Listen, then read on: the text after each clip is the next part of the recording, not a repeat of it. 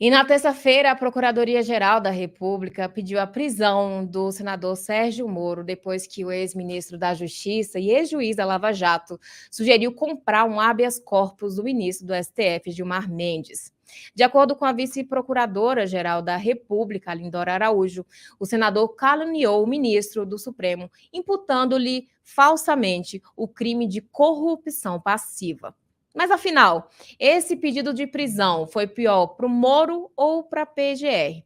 E para comentar esse assunto, nós trouxemos aqui ao meio-dia em Brasília a ex-deputada federal e comentarista política Joyce Hasselmann, e também traremos logo mais, vai entrar aqui ao vivo com a gente também, o deputado federal Chico Alencar, que está finalizando a sessão na Câmara, mas já entra para conversar com a gente. Tudo bem, deputado? Uma vez deputada, sempre deputada, né, Joyce? Obrigada pela gentileza de vir ao meio-dia em Brasília. Microfone. Seu microfone está desligado, por gentileza. Pronto, não está mais. Pronto. Não tá. Obrigada, Kis. Um prazer participar aí com vocês. Estou à disposição. Joyce, comenta para a gente, esse pedido de prisão, essa denúncia contra o Moro, na verdade, fragilizou o Moro politicamente ou fortaleceu na sua visão? Mas fortaleceu demais. A oposição tem sido...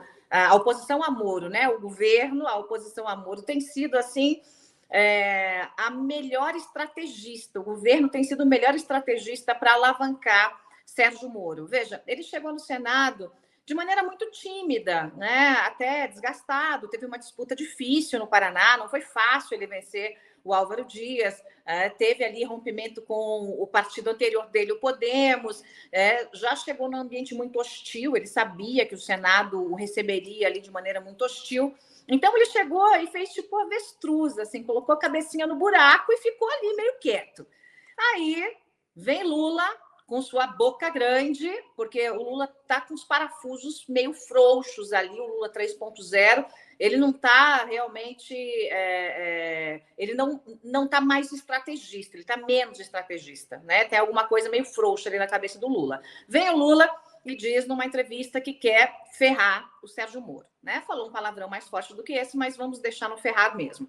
Logo depois, quis associar o PCC, uma armação que Moro teria feito com o PCC num ataque, numa tentativa, um plano para matar o próprio Moro. Quer dizer, ele está subindo cada vez mais na imprensa e aparecendo como alguém que é um nome de oposição forte ao Lula, ao governo Lula. E aí vem esse pedido da PGR, que, gente, é estapafúrdio. É um negócio tão sem pé nem cabeça, assim, que se realmente fosse levado a ferro e fogo os argumentos ali daquele pedido, que é absolutamente extemporâneo, metade do Congresso tinha que ser preso também.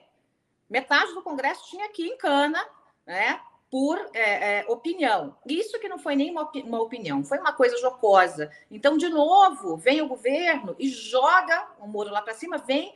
E por que eu estou dizendo do governo? Porque a PGR está querendo ser reconduzida, o PGR e seus vice-procuradores. Eles estão querendo uma recondução, estão acenando para o governo, né? Dizendo, oi, eu estou aqui, eu posso fazer o que vocês querem.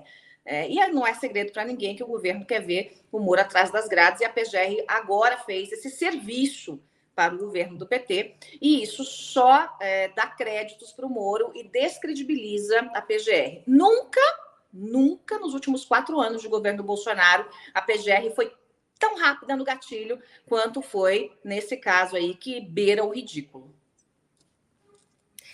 Perfeito, deputada. Eu vou passar aqui a palavra para o deputado Chico Alencar, ele já está aqui com a gente no estúdio. Tudo bem, deputado? Seja bem-vindo ao Meio-Dia Brasil. Tudo bem, Kis? Boa tarde, Joyce. É um prazer. Tudo bom? Prazer, tudo meu. Me desculpem o atraso. Estávamos, afinal, instalando o Conselho de Ética e Decoro Parlamentar da Câmara dos Deputados, que já vai ter 15 representações para examinar, porque a baixaria está grande. Vamos ter trabalho. Desculpe, vamos ter muito. Eu peço desculpas aí pelo atraso. Estou aqui num plenário ao lado, em que nesse momento não está tendo nada, mas é um prazer estar com vocês para fazer um bom debate sobre ética na política e democracia. É disso que se trata, ao fim e ao cabo. É verdade, deputado. E é sempre bom, eu sempre ressalto aqui no Meio-Dia em Brasília, que esse programa, ele tenta ao máximo ser equilibrado para ouvir os dois lados. Não adianta a gente trazer um debate ouvindo um lado só, e é muito bom ter sempre alguém representando a ala da esquerda com a visão diferente também, para que a gente possa ponderar os dois lados, né? Então, quero agradecer ao deputado Chico Alencar por vir ao meio de Brasília, sempre disposto aqui, ouvindo a gente, tentando também trazer o ponto de vista, trazer os dois lados, né, para que a gente possa entender melhor o cenário. E o tema hoje, a gente vai conversar, como o senhor bem pontuou aqui, o tema ética, democracia nunca sai do foco, tanto aqui no Antagonista quanto no Congresso Nacional. E a questão é, o Moro, nessa situação toda, a denúncia da PGR, o pedido de prisão do Moro, ele vai sair fortalecido ou sai fragilizado, na sua visão? Eu concordo com a ex-deputada Joyce, de que, na verdade, o Moro chegou muito tímido, ele não tem o traquejo da vida política, que é penosa, é diferente de um gabinete de um juiz, onde você decide, às vezes até monocraticamente, tem muito poder, ele teve muito prestígio também, vem para o Senado, que é mais ameno que a Câmara. Darcy Ribeiro, que foi senador, dizia que era sucursal do paraíso, aquela calma, tudo azul, tudo bonito, cheiroso. Bom, aqui a refrega é pesada e a população está atenta ali. E ele estava chegando devagarinho e, de fato, o presidente da República o promoveu com aquelas manifestações, a meu juízo, pouco cabíveis. E agora a PGR, eu confesso que quando soube da notícia, eu falei, mas a PGR, quem? O Aras? Não, a Lindora. Eu fiquei espantado, porque a PGR de agora, dessa decisão rápida de propor uma ação penal, oferecendo denúncia contra Sérgio Moro, com os seus arrazoados lá, já a bordo, ela é bem diferente da PGR, na cúpula da Procuradoria-Geral da República, dos últimos 4 anos, que tinha a maior dificuldade de pedir apuração, de fazer uma notícia, um aviso sequer de representação.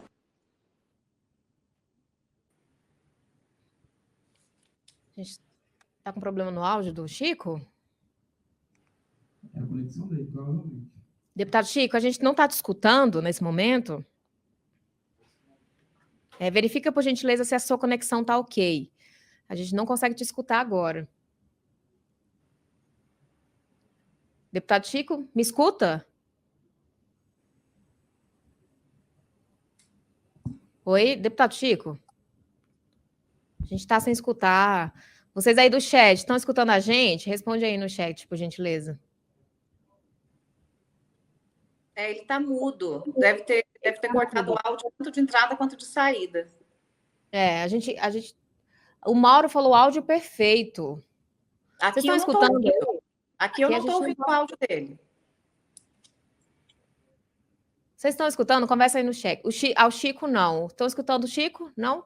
Eu vou pedir aí para os meninos conversarem no chat, enquanto o Chico volta aí com áudio, que eu acho que ele ainda não está com áudio legal. Beleza, a gente vai seguindo aqui. Eu vou... deputada Joyce, como eu falei, vai ser sempre deputada para mim.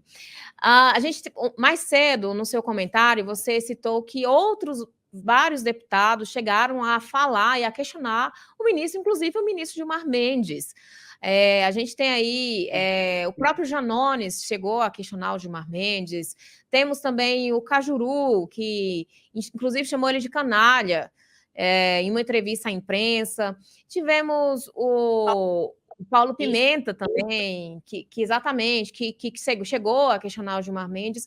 Só que, assim, em nenhuma dessas situações, nenhuma dessas ocasiões, houve motivo para eles levantarem aí uma possível denúncia contra esses parlamentares. Porque a senhora avalia que, nesse caso específico, que é uma festa junina, que seria tecnicamente uma situação de brincadeira ali, essa situação suscitou tanta atuação da PGR. Enquanto isso, eu estou esperando o deputado Chico Alencar voltar aqui com áudio, a gente está fazendo os testes aqui com ele. Deputada Joyce. Não, basicamente, porque Moro é Moro. O Moro é a personificação da Lava Jato. E o Gilmar Mendes, a gente sabe disso, ele odeia a Lava Jato. Ele fez críticas duríssimas à Lava Jato. Ele chamou os integrantes da Lava Jato de quadrilha, de pulhas, de canalhas, de aspones, de tudo que você pode imaginar de críticas o Gilmar Mendes fez à Lava Jato e aos integrantes da Lava Jato, né? Então, quando acontece essa crítica, e nessa ânsia da PGR de colocar uma cenourinha na frente do cavalo, né? Qual que é a cenourinha na frente do cavalo? É esse super serviço contra o Moro, que é inimigo número 1 do Lula. Então, bota a cenourinha na frente do Lula para ver se o Lula morde e faz a recondução da PGR. No fundo, é isso que está acontecendo, é uma tentativa de recondução, né? Os outros deputados, você citou uma lista aí de parlamentares, falaram coisas muito piores, né? Chegaram a dizer que Gilmar Mendes é um tucano de toga, né? Alguns insinuaram que Gilmar Mendes vendia habeas corpus, né? Dizendo que prisão para o Gilmar Mendes era igual liquidação de loja popular, só dura até sábado, né? Tem memes na internet e inclusive charges que foram feitas por jornais sérios, né? Jornais de grande circulação no Brasil, em que aparece até um passarinho dentro da gaiola, né? E alguém chega e diz assim, não liga não, é só pedir para o Gilmar Mendes que ele abre a porta. Porque o Gilmar Mendes é um conhecido por conceder muitos habeas corpus. Isso é uma coisa. Dizer isso nada tem a ver com imputar ao Gilmar Mendes um crime de venda de habeas corpus. Eu estou dizendo um fato. Ele é conhecido por dar muitos habeas corpus, né? Em casos, inclusive, muito polêmicos. Ponto. Né? Agora, em relação ao que o Sérgio Moro disse e ao que os outros parlamentares que nós citamos aí disseram, há uma diferença monumental. Sérgio Moro foi até infantil. Assim, quem vê o vídeo, ele foi até infantil, foi uma brincadeira boba. Né? Agora, que ele foi ingênuo, que ele foi bobão, o Sérgio Moro foi bobão de falar isso. Ele foi bobão. Por que eu digo que ele foi bobão?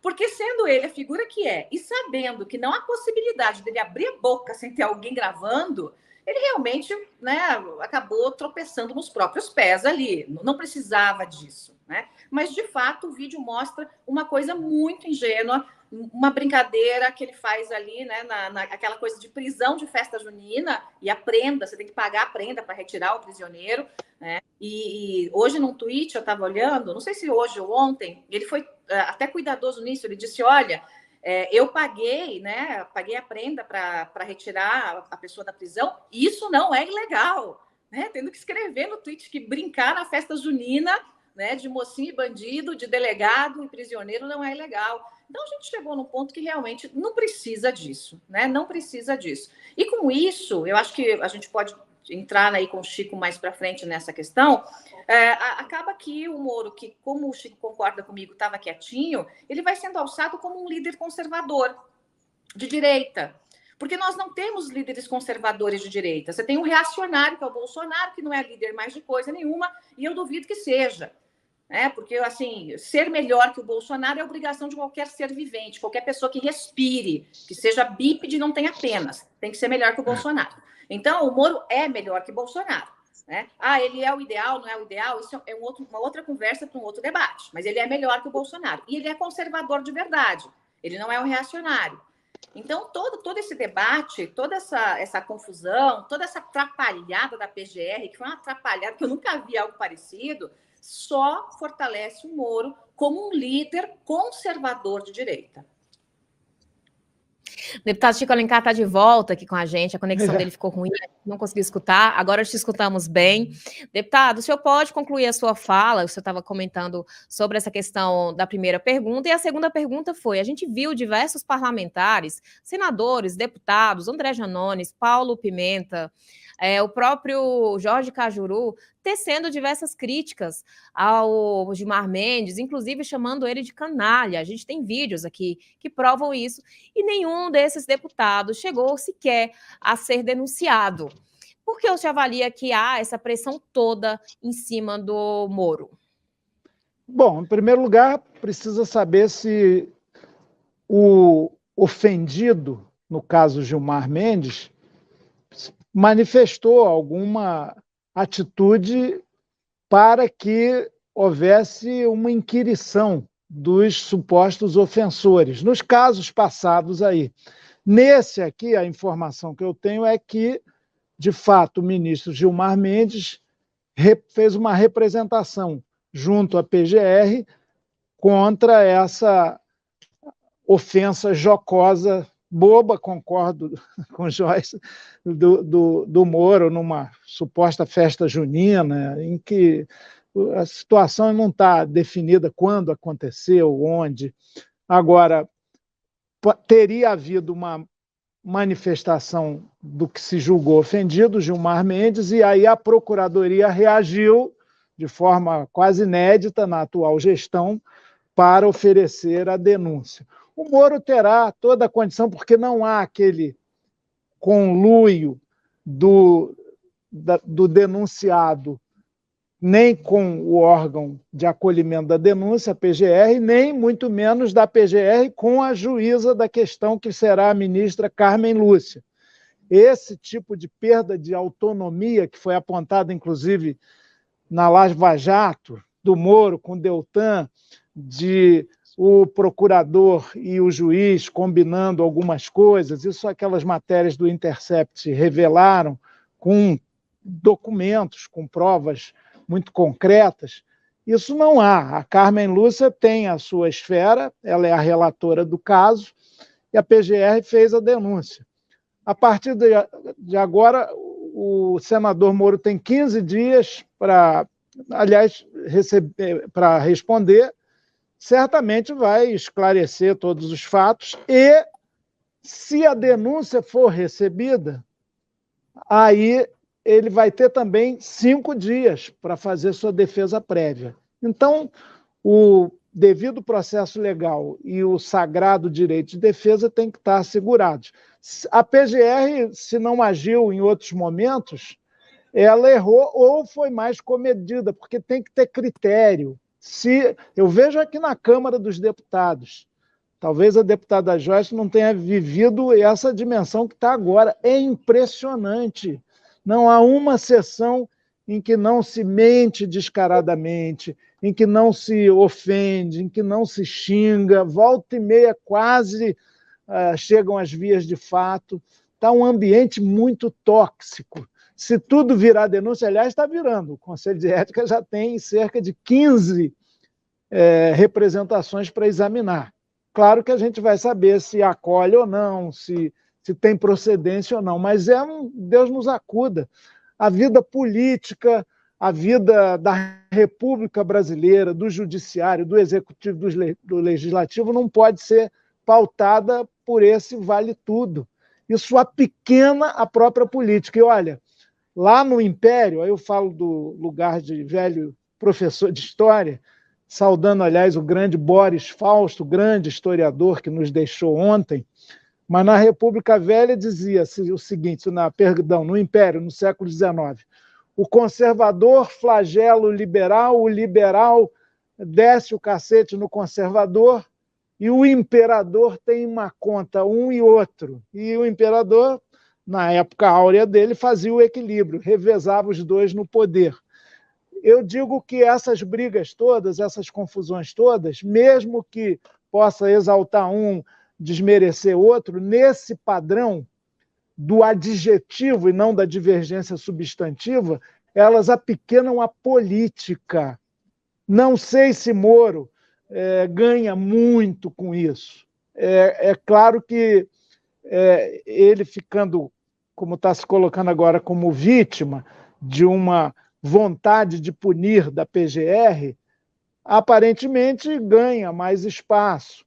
Mas sempre é ruim, porque a pauta não é boa, a temática não tem conteúdo fundamental para a vida da nossa gente. A gente tem que discutir isso mesmo, arcabouço fiscal, os atos antidemocráticos violentos do 8 de janeiro, reforma tributária, procedimento da justiça. Eu tenho uma avaliação da atuação do Moro, ex-juiz, que acabou se comprometendo com um projeto político, tanto que logo virou ministro do Bolsonaro, um erro tremendo que mostrava a sua visão, que é assim, de direita, conservadora, mas ele, fazendo justiça, achou que podia ser um super-herói e resolver tudo. Mas aí são outros 500. O fato em si, concreto agora, é dessa denúncia da PGR, surpreendente, novidadeira, e que cá entre nós, eu acho que não vai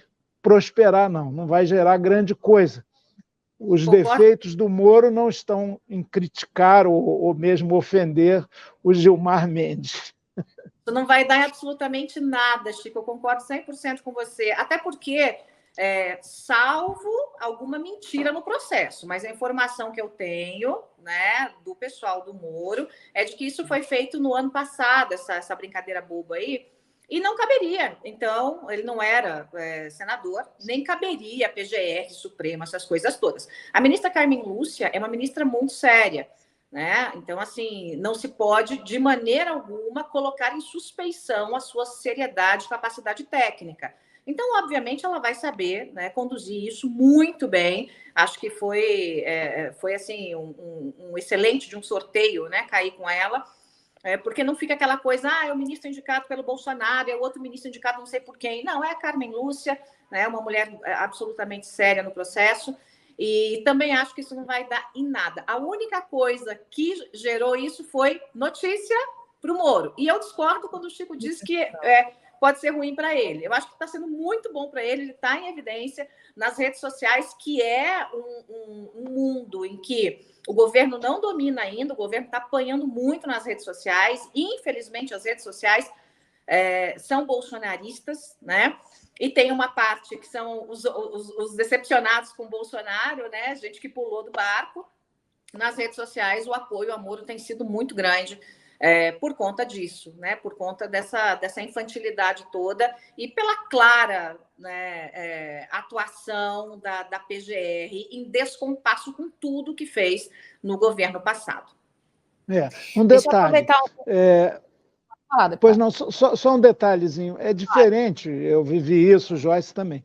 Quando a gente está numa função pública, exercendo um mandato, ainda que seja eletivo, né, estamos respaldados pelo voto popular, a gente tem que ter muito cuidado com o que fala. Hoje em dia, então, gravou, tudo o que você fala, mesmo num ambiente privado, vai para as redes. Teve uma primeira-ministra, se não me engano, da Finlândia, jovem, excelente governo, foi para uma festa dançando com os amigos, aquilo lá, na Finlândia, viralizou e pronto, foi acusada de estar drogada, etc, etc. A gente tem muito cuidado. Isso vale para todo mundo. Nada do que você fale, inclusive na vida privada, se você é um agente público, fica imune à publicização. Então, agora, nesse caso, tem um agravante, se cabe o termo, o Moro, aliás, Joyce falou disso, ele sabia que estava gravando, ele olha para a câmera e faz lá a brincadeira que sempre é ofensiva, quer arrumar um habeas corpus, vai lá no Gilmar Mendes, como se as decisões de um magistrado da Suprema Corte pudessem ser assim, facilitadas de acordo com interesses escusos. A justiça também não é o lugar de santos e incólumes, de pessoas perfeitas que não erram. Eu tenho uma visão muito crítica de vários ministros do Supremo ao longo da sua vida pública, como eles podem ter de qualquer um de nós. Agora, a objetividade dos fatos e a concretude das denúncias é que contam, no sentido de melhorar, de aperfeiçoar. Vamos aguardar as respostas do Sérgio Moro nesses 15 dias que ele tem. E é verdade, já se falou, bom, o Conselho de Ética do Senado, que eu nem sei se está instalado, os deputados e senadores têm dificuldade de montar esses colegiados para não ter trabalho, e tem um espírito de corpo, de autoproteção muito grande aqui, mas se ele não estava exercendo mandato, como parece indicar, se foi numa festa junina, não tem festa junina depois de novembro, mas ele não pode ser investigado, inquirido pelo Conselho de Ética do Senado. Então, esse é muita espuma e é muito assunto. De fato, a gente está falando mais do Moro do que ele merece. É uma coisa que eu queria pontuar justamente isso, assim. O senhor não avalia que esse tipo de cenário de polarização, que a gente tem acompanhado, o senhor mesmo pontuou que nas sessões da Câmara, a polarização, as ofensas, tem sido uma prática comum. A gente tem visto aqui também, a gente tem acompanhado aqui junto à imprensa, a sociedade como um todo. E aí a gente vê também essas denúncias aí contra o senador Sérgio Moro. E a sensação que eu tenho, me corrijam se eu estiver errada, é que muitas vezes o Congresso Nacional está se portando como aquelas crianças assim de quinta série que ficam se ofendendo, trocando farpas nesse cenário de polarização, e parece que o judiciário tem se portado como a professora da sala, que tem colocado ordem aí na bagunça. Só que até que ponto esse tipo de atitude fragiliza o Congresso ao invés de beneficiar? E mais, até que ponto esse tipo de ação, até mesmo contra o Moro aí, não coloca uma cortina de fumaça e também deixa em segundo plano temas importantes, como arcabouço fiscal, reforma tributária, que precisa ser falado, CPI do MST, CPI dos atos do dia 8, enfim, diversos outros temas aí que estão figurando no cenário, no Congresso Nacional, e acabam ficando em segundo plano quando vem à tona esse tipo de denúncia. Eu passo para a Joyce, em seguida, o deputado Chico Alencar para comentar esse tema. Eu acho perfeito quando você diz que na Câmara parte da tropa ali se comporta como um bando de crianças, né? Um jogando papelzinho no outro, aviãozinho no outro. Eu vivi isso na legislatura da qual participei e vejo que, infelizmente, piorou. E eu quero dar um exemplo aqui, né? Do ridículo, da idiotização que parte de um grupo de deputados passa com o Nicolas Ferreira, com o que ele fez e com a forma com que ele expôs a Câmara dos Deputados. Veja, eu sempre fui uma deputada, né, e o Chico sabe disso, muito aguerrida, usei muito a tribuna, subi muito, fazer meus enfrentamentos. Agora, você subir, fazer seu enfrentamento, você ter a sua opinião colocada é uma coisa, você fazer o legislativo passar pelo papel de ridículo é outra coisa completamente diferente. E o que nós estamos vendo hoje é isso.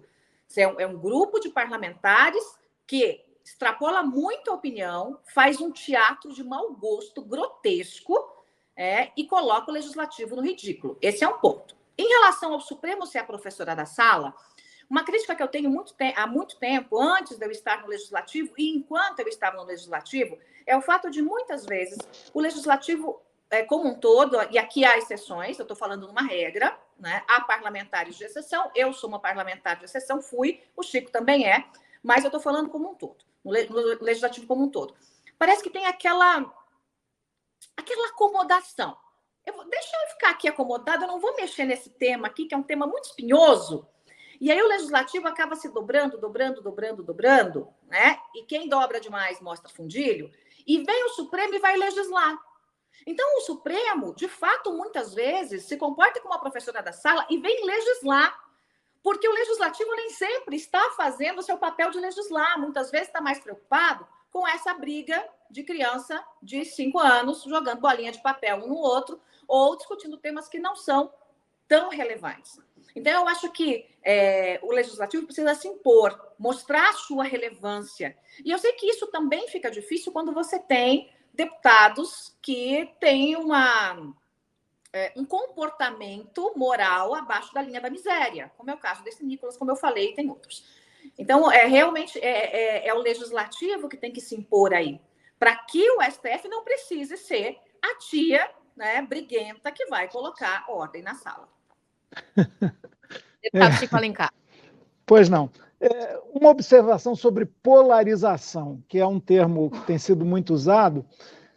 Eu acho que é natural numa sociedade de classes, numa sociedade com muita desigualdade, numa sociedade com polarização de uma imensidão de pobreza, de políticas públicas precárias. Polo é natural. Agora, como você exerce essa diferença de opiniões que são elas, porque às vezes os polos distintos de visões sobre os problemas da sociedade brasileira, sobre os problemas do mundo, eles, ao invés de afirmarem substantivamente as suas opiniões, posições e visões, com possibilidade até no diálogo de mudá-las, a deputada Joyce, por exemplo, defendeu, elegeu, foi eleita no bojo daquela ascensão de Bolsonaro. E ela teve a capacidade crítica, a independência e a coragem até de romper com isso. Isso é natural. Eu fui do PT há muito tempo, saí do PT há mais de 15, 20 anos para continuar praticando os valores que eu considerava muito positivos, eu e todo mundo, foi uma decisão coletiva, que eu aprendi no PT. Não vejo como inimigo, a gente até agora esteve conjunturalmente juntos na eleição, no apoio a Lula, mas quero manter, como o meu partido, uma independência crítica, base do governo, mas não para dizer amém a tudo. A polarização, eu digo que é saudável numa sociedade como a nossa. Agora, como ela é praticada de maneira adjetiva e agressiva, e aí também um outro reparo, eu como sou professor, quando a gente fala assim, eu já ouço muito isso, até no meu círculo de amigos, poxa, aquela Câmara dos Deputados parece turma de 5ª série, ou quando falo, parece um circo, vamos respeitar a criançada da 5ª série e os palhaços, a arte circense. Parece isso mesmo, uma infantilização inadequada, extemporânea da política, uma incompreensão da responsabilidade pública de quem foi mandatado pela população para cumpri-la. Então, hoje tem uma videotização através das mídias virtuais, nada virtuosas, antissociais mais do que sociais, uma vontade de destruir o outro, de eliminar. Tudo se articula, aliás, é um fenômeno que vai para o mundo inteiro. Você não debate, você silencia o outro, você deleta, você apaga, você se afirma pelo inusitado, bota uma peruca e vai para a tribuna. Não é local, não é adequado fazer isso dentro do parlamento. Ou qualquer coisa já está xingando, já está ofendendo. Então, falta nível e conteúdo. Não tem que ter a tia para tomar conta, botar ordem na sala de aula. Isso a gente tem que se autogerir, pelo menos. O poder Câmara dos Deputados é tão importante e está tão no vértice da República quanto o poder Supremo Tribunal Federal, quanto o poder Procuradoria-Geral da República. Pois não? Não é todos são independentes, né? São poderes independentes. Tecnicamente, nenhum se subordina ao outro, né? Então, eles deveriam ter essa independência, né? E tem que zelar pelo seu bom funcionamento. O que acontece? Desgasta a Câmara. Pode ver, mesmo o Supremo, com todas as suas contradições e problemas, é o poder, talvez, o judiciário é o poder menos aberto ao controle da população, mas tem melhor imagem junto à população do que o poder legislativo. Embora também seja natural, aqui tem mais buliço, tem mais encrenca, porque nós representamos a diversidade da sociedade.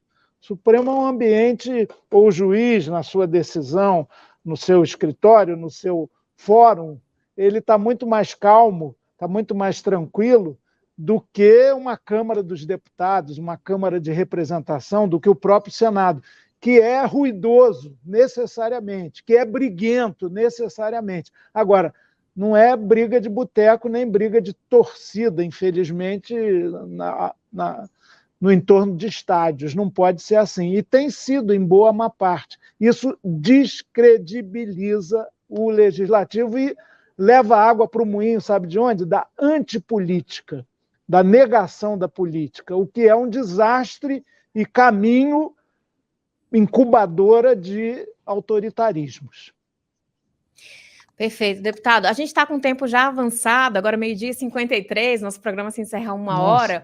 Eu quero agradecer aqui aos dois, especialmente aqui, eu faço uma ressalva, ressaltando especialmente os dois comentaristas, parlamentares, políticos, por estarem aqui com visões diferentes, obviamente, sobre a mesma situação e conseguirem manter um nível elevadíssimo de debate, trazendo pontos de vista distintos e com muito respeito e ouvindo a opinião do outro. A gente trouxe aqui a comentarista política, ex-deputada federal, a Joyce Hasselman, e também o deputado Chico Alencar para comentar esse tema aí do Moro, e quero agradecer a gentileza de virem ao meio-dia em Brasília. Muita gente comentando no chat, eu não consegui acompanhar aqui para fazer as perguntas para vocês.